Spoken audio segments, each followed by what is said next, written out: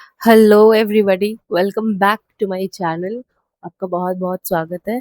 और आज हम अपना पॉलिटिकल थ्योरी का जो सीरीज़ है वो कंटिन्यू करेंगे। And today the topic that we are going to do is, उसको एकदम डिटेल में डिकोड करेंगे। दैट इज़ डेमोक्रेसी, लोकतंत्र। ठीक है। तो एज यूजुअल एक बार फिर से हम अपने रेफरेंसेस देख लेते हैं एक बार। We are following Rajeev Bhargava and Ashok Acharya, Heywood political theory, Mukherjee and Ramaswamy, and O.P. Gauba. So these are our set of references for today's video, जिसमें हम आज डेमोक्रेसी को कवर करेंगे।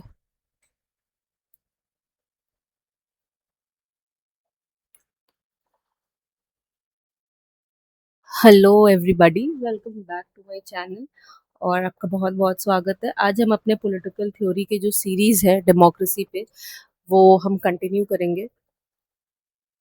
तो आज का टॉपिक, जैसे कि मैंने बोला, कि हम डेमोक्रेसी करेंगे। ठीक है।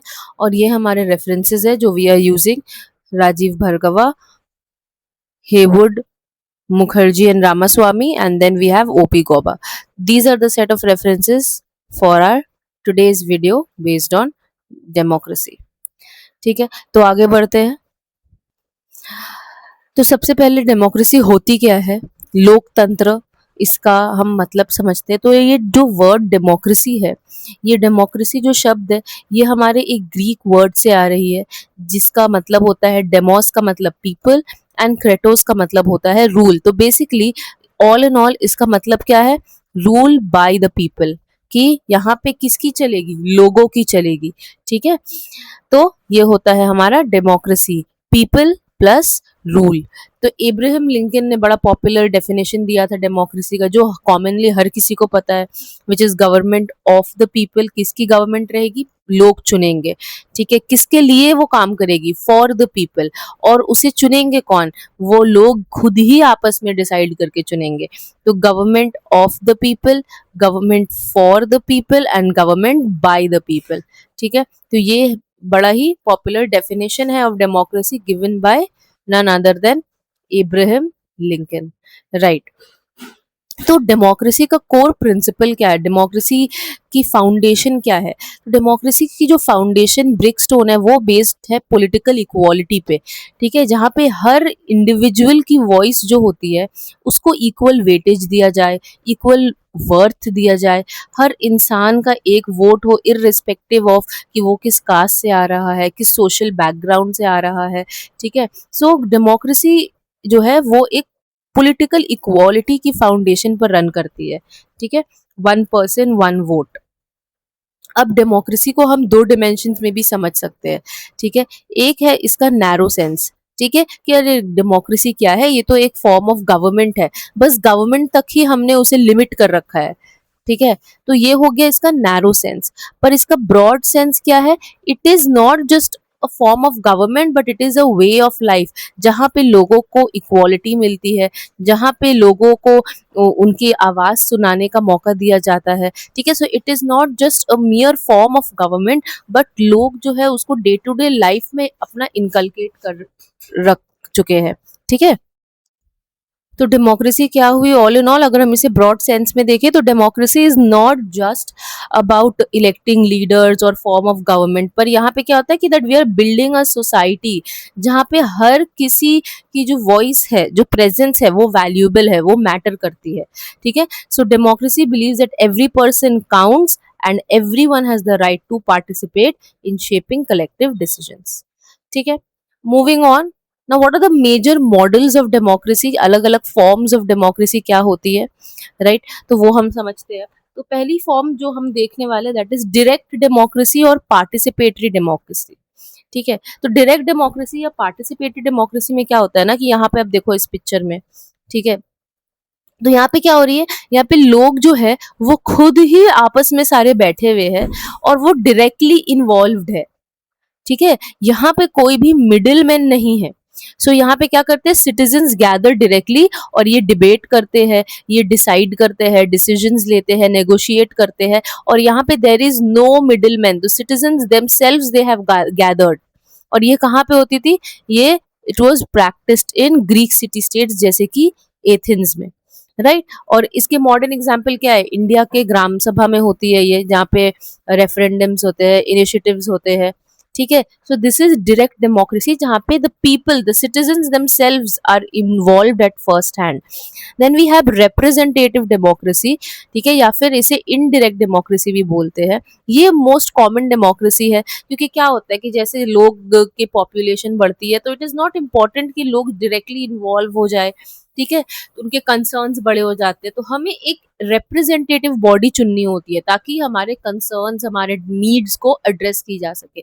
तो यहाँ पे क्या होता है कि हम लोग इलेक्शंस करते हैं, इलेक्शंस होती हैं, और इलेक्शंस में हम अपने रिप्रेजेंटेटिव्स को इलेक्ट करते हैं, जो हमारे वॉइस को रेज कर सके, जो हमारी डिमांड्स को रेज करके कर सकते हैं थ्रू वोटिंग, ठीक है, इलेक्शंस में। तो इलेक्शन क्या होती है, election serve as a weapon for citizens to control their leaders, and they it also prevents the misuse of power, क्योंकि ऐसा थोड़ी है कि एक बार इलेक्ट कर दिया है तो वो जिंदगी भर चलेगा, नहीं, हर किसी का एक टेन्योर होता है, ठीक है। तो अगर उसने सही परफॉर्मेंस नहीं की है, अगर उसने हमारे नीड्स को प्रॉपरली एड्रेस नहीं किया है, एफिशिएंटली परफॉर्म नहीं किया है, तो हम उसे नेक्स्ट टाइम इलेक्ट नहीं करेंगे। तो ये इलेक्शंस ही जो है, ये एक मीन्स सर्व करती है ताकि जो रिप्रेजेंटेटिव्स जिनको हम चुनते हैं वो अच्छे से काम कर सके, right.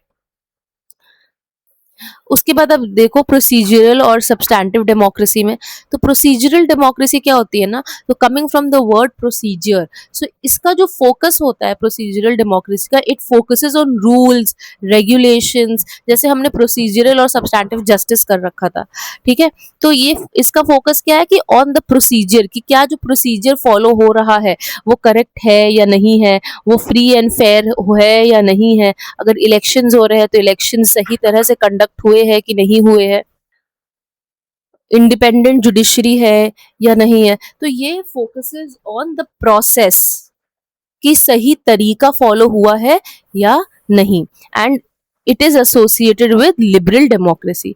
Substantive democracy on the other hand हमें क्या बताती है, it focuses not on the process but on the result, कि जिस चीज के लिए मैंने डेमोक्रेसी को अपनाया है, क्या मुझे इक्वालिटी मिल पा रही है, क्या मुझे जस्टिस मिल पा रहा है, क्या मुझे वेलफेयर मिल पा रहा है, ठीक है। तो ये रिजल्ट ओरिएंटेड है, ठीक है, कि जिस पर्पस से मैंने डेमोक्रेसी को इनैक्ट किया है, क्या वो पर्पस सर्व हो रहा है या नहीं। सिर्फ प्रोसेस, ऐसा नहीं कि सिर्फ प्रोसेस होगा और रिजल्ट हमें मिल नहीं रहा है, ठीक है। तो it focuses on the outcome, the result, it prioritizes equality and justice over mere procedures, तो और this is associated with social democracy, ठीक है। सो अ हेल्दी डेमोक्रेसी की क्या रिक्वायरमेंट होती है कि प्रोसेस भी फेयर होना चाहिए, and eight the same time जो आउटकम्स है वो भी रीजनेबल होने चाहिए, वो भी मीनिंगफुल होने चाहिए, right. Then we have theoretical perspectives, theories क्या बन रखी हैं, ठीक है। तो पहले हम देखते हैं लिबरल डेमोक्रेसी। तो लिबरल डेमोक्रेसी के थिंकर्स हमें याद रखने हैं, जिस भी थ्योरी को कर रहे हैं उस थ्योरी के साथ कौन से थिंकर्स सिचुएटेड है वो हमें बेशक याद रखना है, ठीक है। तो लॉक, बेंथम एंड मिल, तो they are associated with liberal democracy. अब लिबरल डेमोक्रेसी भी we see there are of two forms, one is protective and one is developmental. तो प्रोटेक्टिव डेमोक्रेसी क्या बोल रही है, protective democracy it focuses more towards the individual, okay, ये individualist है इसका नेचर, ठीक है, it focuses on individual rights, right. So अब प्रोटेक्शन हमें करना है, प्रोटेक्शन किससे करना है, गवर्नमेंट की टिरनी से हमें प्रोटेक्ट करना है, ताकि गवर्नमेंट जो है वो ओवर पावरफुल ना हो जाए, वो अपने पावर को एक्सप्लॉइट ना करने लगे, ठीक है। And it protects rights like life, liberty, property, ठीक है। एंड इसके thinkers John Locke, Jeremy Bentham और जेम्स मिल है, ठीक है। उसके बाद we come to developmental democracy. Developmental democracy क्या बोल रही है, डेवलपमेंटल डेमोक्रेसी जो है, मतलब डेमोक्रेसी जो है इट शुड बी अ वे जहाँ पे लोग जो है वो एनहांस हो सके, वो डेवलप हो सके, ठीक है, उनकी इंटेलेक्चुअल कैपेबिलिटीज एनहांस हो सकती है, उनकी मॉरल टैलेंट्स को अपलिफ्ट मिल सकता है। तो तो डेमोक्रेसी जो है it should focus on the development of an individual, of a person, of a community. और इसी में जेएस मिल ने कहीं ना कहीं उन्होंने एक प्लूरल वोटिंग की तरफ भी उन्होंने एक हिंट दिया था कि जो लोग सोसाइटी में पढ़े लिखे हैं, जो लोग इंटेलेक्चुअल है, एजुकेटेड सिटीजन है, तो उनका वोट का काउंट हमें बढ़ा देना चाहिए। There should be more votes for educated people, जो प्लूरल वोटिंग है। उसके बाद we come to elite theory. Elite theory क्या बोल रही है ना कि डेमोक्रेसी, इसके हमें थिंकर्स याद रखने हैं, परेटो, मॉस्का, मिशेल्स, शम्पीटर, ठीक है। तो एलिट डेमोक्रेसी हमें बोल रही है कि ये जो डेमोक्रेसी होती है, जो लोकतंत्र होती है, जहाँ पे इक्वालिटी वगैरह की जो हम बातें कर रहे हैं, ये एक मिथ है, ये एक फसाड है, ये एक मिराज है, इसे अटेन नहीं किया जा सकता। क्योंकि हम जितना भी कोशिश करें ना, सोसाइटी कॉन्शियसली सबकॉन्शियसली हमेशा डिवाइड हो जाती है। और सोसाइटी में दो तरह के ग्रुप्स बन जाते हैं। एक होता है छोटा सा ग्रुप जो होता है एलिट्स का, जो लीडर्स की तरह काम करते हैं, और दूसरा जो बच जाते हैं वो मासेस बन जाते हैं, ठीक है। अब इसमें अलग अलग थिंकर्स के अलग अलग कॉन्सेप्ट्स है। एक है परेटो। परेटो ने हमें सर्कुलेशन ऑफ एलिट्स का कॉन्सेप्ट दिया है। सर्कुलेशन ऑफ एलिट्स क्या होता है कि एलिट्स हमेशा रहेंगे, बस उनके टाइप्स डिफरेंट होंगे। तो एक उन्होंने बोला है लायन, कि कुछ एलिट्स होते हैं सोसाइटी में या कोई एरा में, एक पर्टिकुलर टाइम पीरियड में, जो लायन के जैसे होंगे, जो ट्रेडिशनल होंगे, जो पावरफुल होंगे, जो कोअर्सिव होंगे, जो पावर से, कोअर्शन से अपना सुपीरियर पोजीशन हासिल कर लेंगे। लेकिन एक ऐसा टाइम आएगा कि कुछ एलिट्स होंगे जो फॉक्स की तरह होंगे, जो स्मार्ट होंगे, कनिंग होंगे, जो अपनी इंटेलेक्चुअल कैपेसिटीज है वो सोसाइटी में एक ऊपर एक एलिटिस्ट पोजीशन हासिल कर लेंगे, कोई कोअर्शन से हासिल नहीं करेंगे, ठीक है। तो और इसी तरह जो सोसाइटी है वो एक साइक्लिकल फॉर्म में चलती रहेगी। ये एलिट्स के बीच में ये साइक्लिकल फॉर्म जो है ये चलता रहेगा। तो कभी लायन जैसे लोग तो कभी फॉक्स जैसे लोग, लेकिन एलिट्स जो है वो हमेशा रहेंगे, ठीक है। और ये सर्कुलेशन ऑफ एलिट्स बोला है इसको परेटो ने। Then we come to मॉस्का।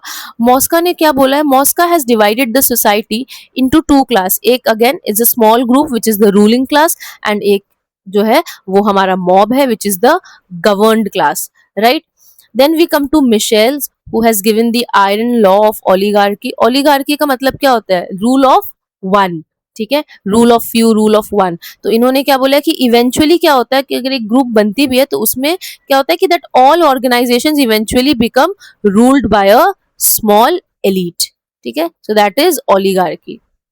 Then we have Schumpeter who has given the concept of competitive democracy, ठीक है, कि जैसे अभी होता है there are different political parties, okay, और वो अपने अपने मैनिफेस्टोज लाते हैं, लोगों को अपीज करने की कोशिश करते हैं, और लोग जिसे पसंद करते हैं उसे वोट दे देते हैं, ठीक है। तो this is competitive democracy, that is given by Schumpeter, ठीक है। So while liberal democracy celebrates individual rights and development, elite theory reminds us that power often remains in the hands of few, right?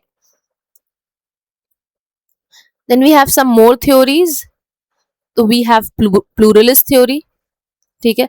pluralist theory के thinkers कौन है? We have Robert Dahl, we have Bentley, and then we have Truman, ठीक है। तो pluralist theory क्या बोल रही है कि सोसाइटी जो है, society is not a collection of just one, okay, कि सारे लोग एक जैसा सोच रहे हैं, सारे लोगों के इंटरेस्ट सेम है, ऐसा नहीं होता है। It is a collection of diverse interest groups, ठीक है। There are trade unions, there are there are farmer organizations, there are business groups, there are professional associations, सारे अलग अलग ग्रुप। और ये अलग अलग ग्रुप्स क्या करते हैं?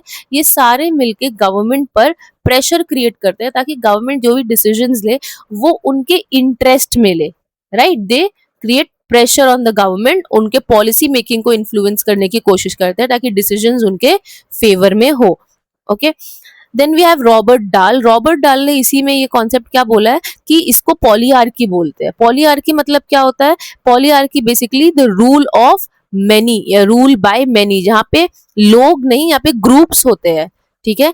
सो groups rather than a single elite, right. उसके बाद वी हैव पार्टिसिपेटरी डेमोक्रेसी। तो पार्टिसिपेटरी डेमोक्रेसी क्या बोलती है कि डेमोक्रेसी जो है it is not just for voting, कि बस वोट ले लिया, इलेक्शन आ गए, वोट ले लिया, खत्म, ठीक है। तो इसमें क्या डेमोक्रेसी के एक्चुअल रिक्वायरमेंट्स क्या है कि एक्टिव पार्टिसिपेशन होना चाहिए, ठीक है, in the government making, social process जो हो रहे हैं, डिसीजन मेकिंग में, पॉलिसी डिस्कशन में लोग जो है वो एक्टिवली इन्वॉल्व होने चाहिए, ठीक है। और रूसो ने क्या बोला है? इसी में रूसो ने कॉन्सेप्ट दिया है ऑफ जनरल विल, कि people should act not only for their individual gains but general will क्या, कि हमें कम्युनिटी को ऊपर रखना है इंडिविजुअल से, right. And Macpherson also has criticise liberal democracy या लिबरल कैपिटलिस्ट सोसाइटीज. क्यों? बिकॉज उसमें क्या होता है ना, उसमें एक्सट्रैक्टिव पावर होता है, जहाँ पे जो पावरफुल लोग होते हैं, ठीक है, जो पावरफुल लोग होते हैं वो, जो लोग सब्जुगेटेड होते हैं, जो लोग वर्कर्स होते हैं, उन पे वो प्रेशर क्रिएट करते हैं, उनको वो कंपेल करते हैं, उनको वो कोअर्स करते हैं और उनसे जो है वो एक्सट्रैक्ट करते हैं चीजें, चाहे वो रिसोर्सेज हो या कुछ भी उनका मैन पावर हो, और वो उन्हें कंपेल या फोर्स करते हैं, ठीक है. तो दैट इज एक्सट्रैक्टिव पावर, और उसी का एक सोल्यूशन और उसी का एक ऑल्टरनेटिव दिया है या type that it is developmental power, ठीक है. तो डेवलपमेंटल पावर क्या, कि हमें कैपेबिलिटीज को एनहांस करना है, लोगों के साथ बढ़ना है, अकेले हमें नहीं आगे बढ़ना है, ठीक है. सो एक आइडियल डेमोक्रेसी वही है जो डेवलपमेंटल पावर को एक्सरसाइज करती है, right, according to Macpherson. Then we have the Marxist theory, right, ठीक है. And then we have the deliberative democracy, right. तो मार्क्सिस्ट थ्योरी क्या बोल रही है? मार्क्सिस्ट थ्योरी जो है ये भी लिबरल डेमोक्रेसी को क्रिटिसाइज कर रही है. इसके थिंकर्स हमें याद रखने हैं, मार्क्स है, एंगल्स है और लेनिन है, राइट.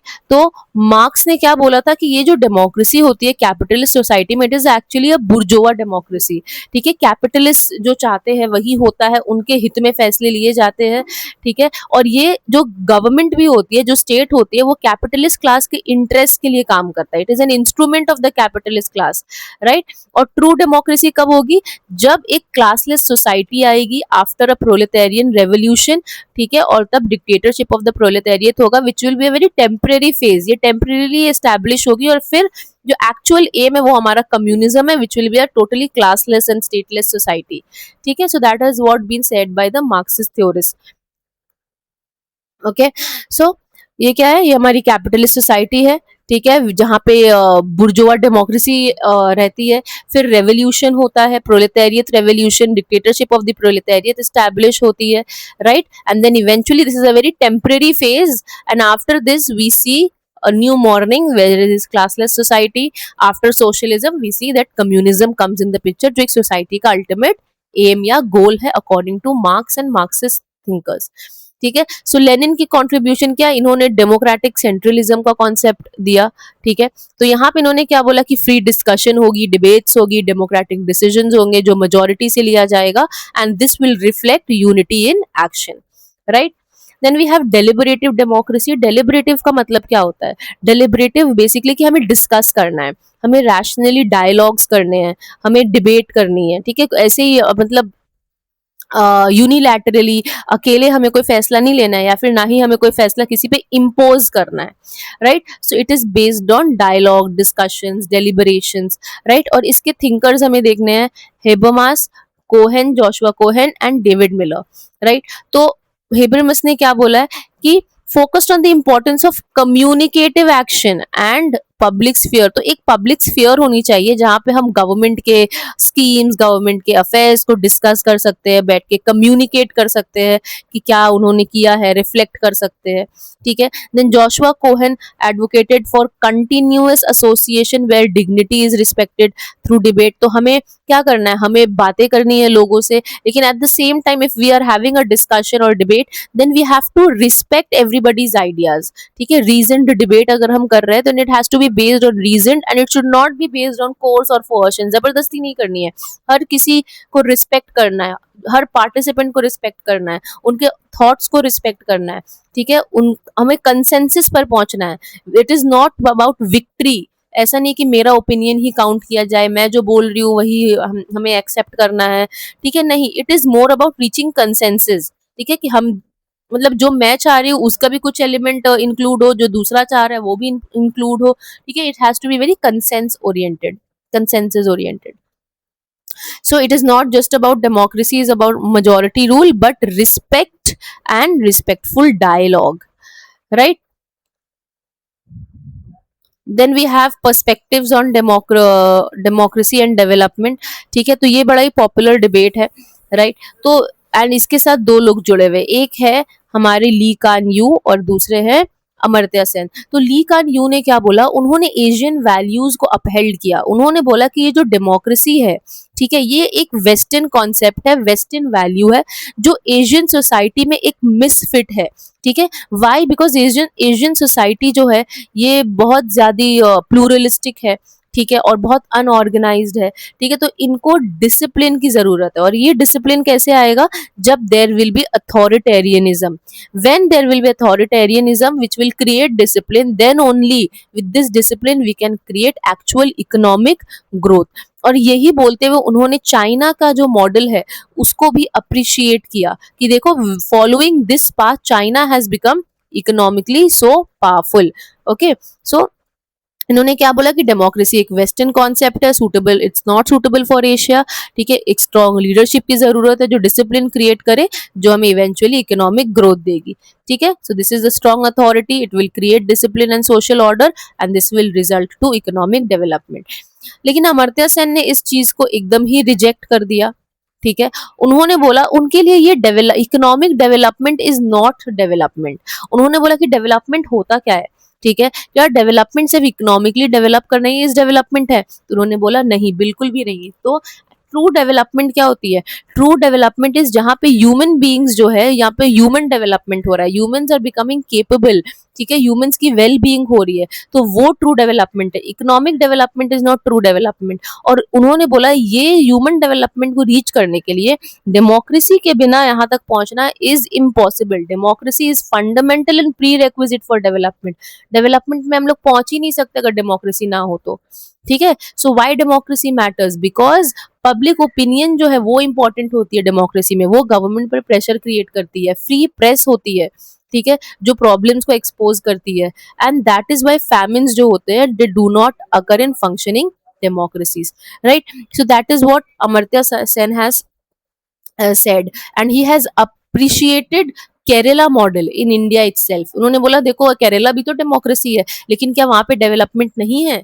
ठीक है, so that is the debate between Lee Kuan Yew and Amartya Sen. So while Asian values prioritize order and growth before democracy, Amartya Sen shows that democracy itself creates conditions for true development. Okay, and for him, development does not just restrict itself to economic development, right? It is more concerned about making humans capable, human development focused है ये, right? Then we have feminist and Indian perspectives with relation to democracy. तो feminist ने क्या बोला है? Feminist thinkers they have criticized traditional divide between public and private sphere. इन्होंने बोला कि आप पब्लिक स्फीयर जो है, आप वो पॉलिटिक्स में डिबेट करते हो, लेकिन आपने प्राइवेट स्फीयर को एकदम ही इग्नोर कर दिया है, जबकि प्राइवेट स्फीयर में भी इनइक्वालिटीज एग्जिस्ट करती है। क्योंकि डेमोक्रेसी का क्या रोल है कि हमें सोसाइटी को इक्वालिटी क्रिएट करना है, लोगों के प्रॉब्लम्स को एड्रेस करना है। तो आप प्राइवेट स्फीयर को इग्नोर कर दे रहे हो, जबकि प्राइवेट स्फीयर में भी जेंडर डिस्पैरिटी होती है, इनइक्वालिटी होती है। ठीक है, तो how can you ignore private sphere? Okay, and then they came up with the slogan of the personal is political, कि प्राइवेट स्फीयर जो है वो भी पॉलिटिकल है, आप उसको भी पब्लिक स्फीयर में लाओ और डिस्कशंस करो, because there are also gender based power imbalances in both spheres.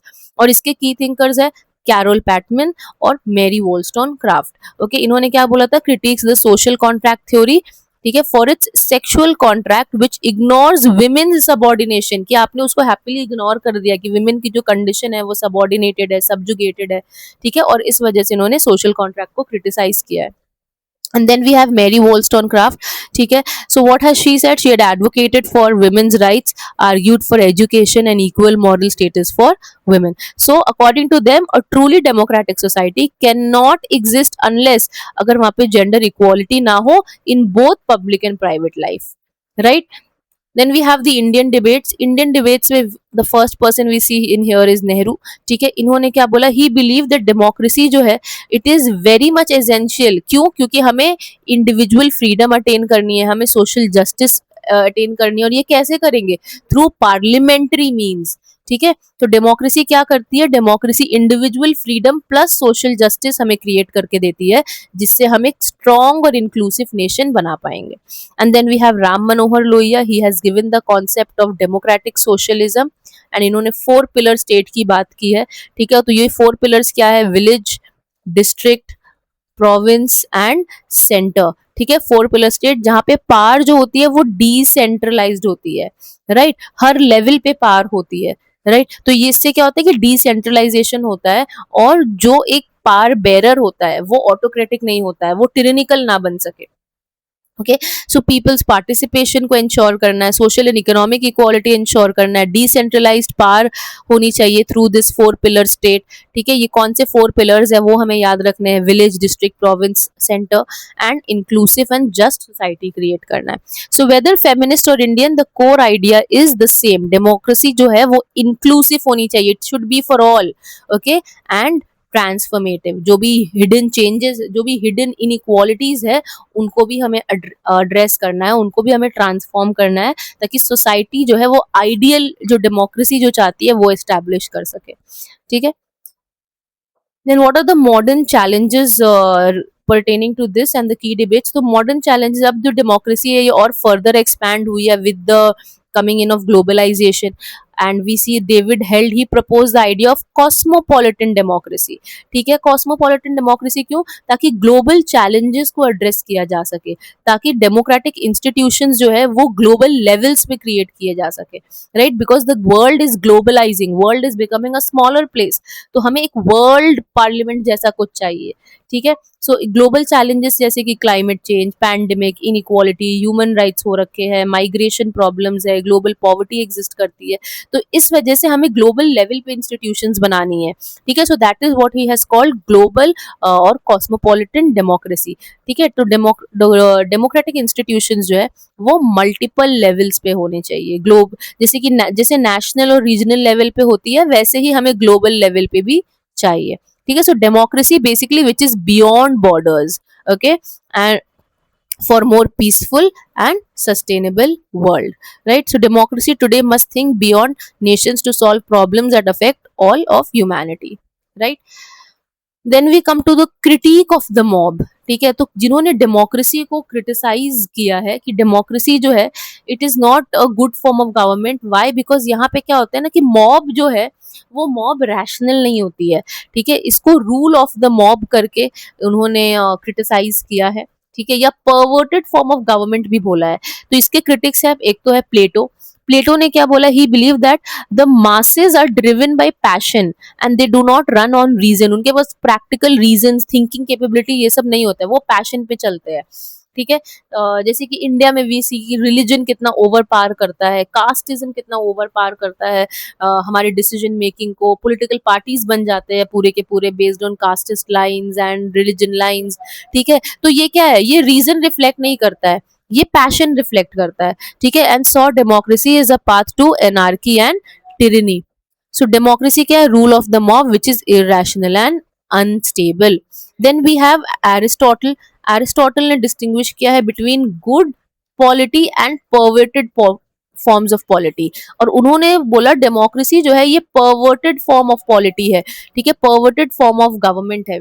ठीक है, क्योंकि democracy can degenerate mob rule, तो इससे क्या होता है, जो मॉब रूल क्रिएट हो जाती है, जो लोग एकदम इरेशनल होते हैं, जिनके पास कोई दिमाग नहीं होता है, वो भी डिसीजन मेकिंग में पार्टिसिपेट करते हैं, और इससे क्या होता है कि डिसीजन जो है वो क्वाइट फ्रीक्वेंटली गलत डिसीजन हो जाते हैं। ठीक है, और इससे क्या होगा कि मेजोरिटी ऑफ टिरनी हो जाएगी, right? So this is what has democracy has been criticized by Plato and Aristotle. This is how. So democracy is not a perfect system, but the ongoing debate and critical thinking help us make it more inclusive, rational and meaningful for everyone. ठीक है, so this is what we have understood. तो ये हमारा favorite section again and the most useful section, a quick one pager और a recap, ताकि हम सारे thinkers को recall कर सके। ठीक है, उनके थ्योरीज को देख सके, उनके क्या वर्क्स रह चुके हैं इस एरिया में वो देखना है, उन्होंने क्या कॉन्सेप्ट, उनकी क्या कंट्रीब्यूशन है। ठीक है, so all of that has been summarized for you in here, which is very helpful in times of revision or any competitive exams या MCQ oriented अगर कोई एग्जाम है तो ये काफी हेल्पफुल रहेगा, right? And then so thank you for staying through the video and I hope you found it useful enough. ठीक है, डेमोक्रेसी पूरी समझ आ चुकी हो, right? In case if you are interested in getting the PDF that I have used for notes, so you can just ping me up here ठीक है, this is my channel on Instagram, ठीक है, Y theory पे आप देख लो, ping करना मुझे, these are my post, तो you might get a multiple why theory, तो आपको पता है, मैंने यहाँ पे स्क्रीनशॉट दे रखा है ताकि you know where to reach, okay, so you can DM me in here, comment करके बताओ if you want me to take up any topic, ठीक है, so I will take that up first, and how did you like the video, if you have any questions, just comment anything and everything, whatever your opinions is, ठीक है, so that will be our zone of interaction and communication. चलिए, see you in another one, thank you for staying throughout.